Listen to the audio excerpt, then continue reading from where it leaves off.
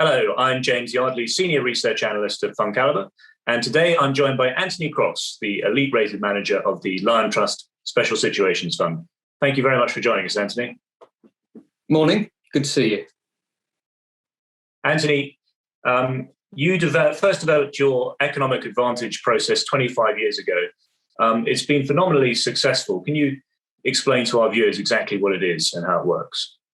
Yeah, so a couple of key points here. One is I do think it's very important to have a process, to have a clear understanding of what you think is important in selecting companies.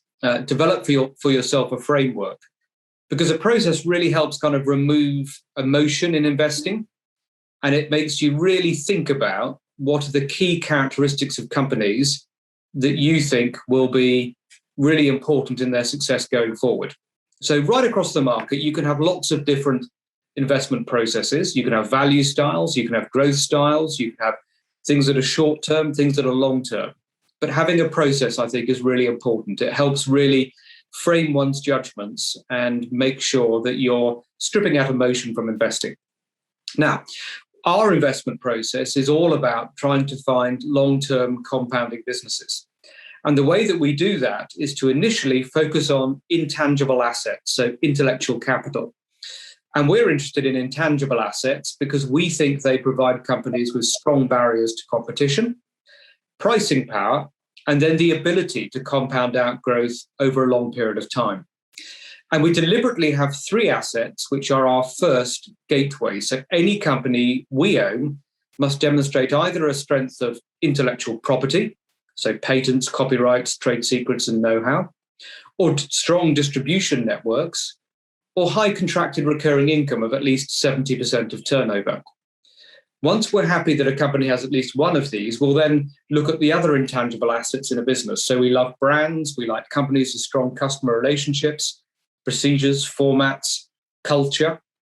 And our argument is that the more you have of these intangible assets, the stronger your barriers to competition will be, because they're very difficult for competitors to replicate, and the stronger your pricing power will be.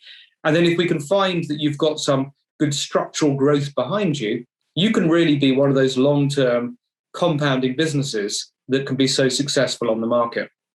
So that's part one of our process. It's looking for business models with intellectual capital and strong barriers to competition. The second part of our process is then to say, well, look, if we're right in identifying these intangible assets, then they must show some form of financial power behind them.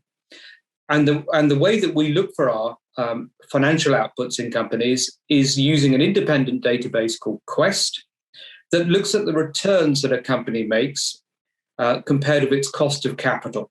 So what we're wanting to find with companies are companies that make excess returns on their invested capital compared with their cost of capital. At its most simple, it's a return on capital type measure. But the measure we use is cash flow returns that a company achieves. And clearly what you want to be finding are companies that are achieving excess returns over their cost of capital. And that can be a very powerful way of making sure that our companies are genuinely value-creating businesses with strong financial returns that really help drive their compounding. Because if you've got those excess returns coming through, you can reinvest them back into your business to go on to achieve further strong returns going forward. So that's the second part of our process. And then valuation for us is deliberately the third part. We're sensitive to valuation when we're buying companies for the first time. So when we're looking at, say, our FTSE 350 companies, we're looking at their valuation versus the market across 5 measures, including price earnings and sales-based ratios, free cash flow yield, dividend yield. And we want our companies to be, at the point of purchase, cheaper than the market on at least one of those measures. And with our small caps that play a very important part in our overall funds, we need them to be of comparable value or fair value versus their peer group and similar businesses. So with our small cap companies, we are giving them more latitude because they will often be more expensive in the near term, but they often have terrific compounding ability ahead of them. The final couple of bits of the process are important. One is that with all our small companies, so those with a market capitalization below the FTSE 250. We want management to own equity. So we love the idea of management motivation. And what we're capturing here is our sort of owner-manager culture. And our equity must be held by management of at least 3% of the fully listed equity. The averages in the funds are much higher, but what we're getting here is the owner-manager culture, motivation, but also importantly, these owner-managers tend to be more careful with regards to acquisitions and more focused on balance sheet strength. And balance sheet strength is obviously an important thing for a company, particularly in difficult times. The other thing, and the final thing that we do, is then risk scoring. So this is to try and work out the position sizing within the portfolio. So we look at things like customer spread, product spread, financial gearing risks, liability risks, maybe accounting risks. And also recently we've added a new score, which is an ESG risk, so an environmental, social and governance risk.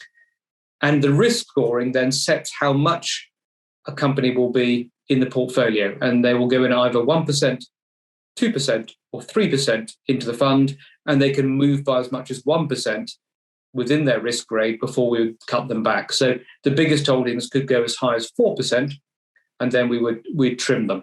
So that's the way that we pick stocks, and that's the way that we build funds. And the turnover is low in the funds, and we look to try and hold these companies for indefinite periods of time to really enjoy their long-term compounding. So that's the style. You've certainly got an incredible track record over the last 25 years. So it's very good to hear the process in action. Thank you very much for joining us. If you'd like to learn more about the Liontrust Special Situations Fund, please visit fundcalibre.com.